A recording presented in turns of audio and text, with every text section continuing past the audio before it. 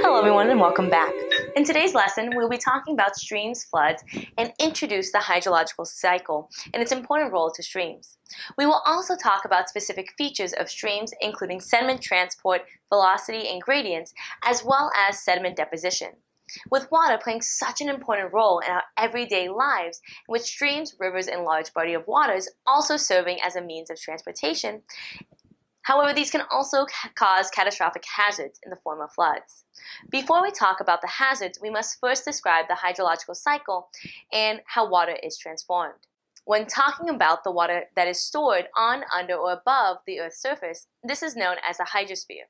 The oceans are the largest reservoir of water, accounting for 97.5% of the Earth's water.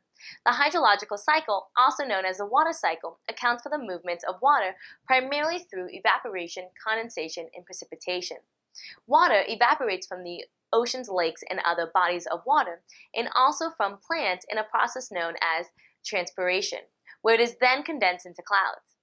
These clouds then store the water as droplets, which can come back down as rain or snow, known as precipitation, and returns back to Earth. Water that percolates in the ground can enter aquifers and eventually re-enter the ocean.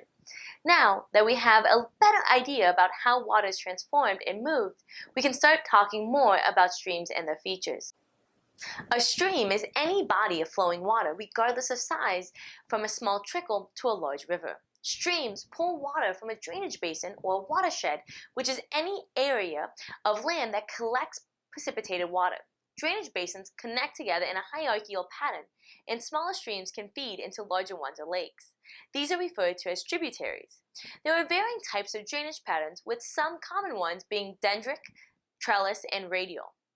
The most common pattern is dendritic and resembles that of tree roots. These patterns are formed where the rock can be easily eroded and typically consists of granite, volcanic rock, sedimentary rock that has not been folded. This differs from a trellis pattern, which is a result of sedimentary rock that has been folded or tilted to varying degrees, where radial drainage patterns are circular and concentric. No matter the drainage pattern, streams act as a transport for a range of different materials. Heavier material can be moved by traction, where the material is pushed or dragged along by the flow of water, where medium weight material can be moved by something known as saltation, which is when the material is bounced along the stream bed. In order for these materials to travel through the stream, the velocity of the water needs to be strong enough to actually carry them, and it also depends on the stream capacity to transport material. This is referred to as a stream's load.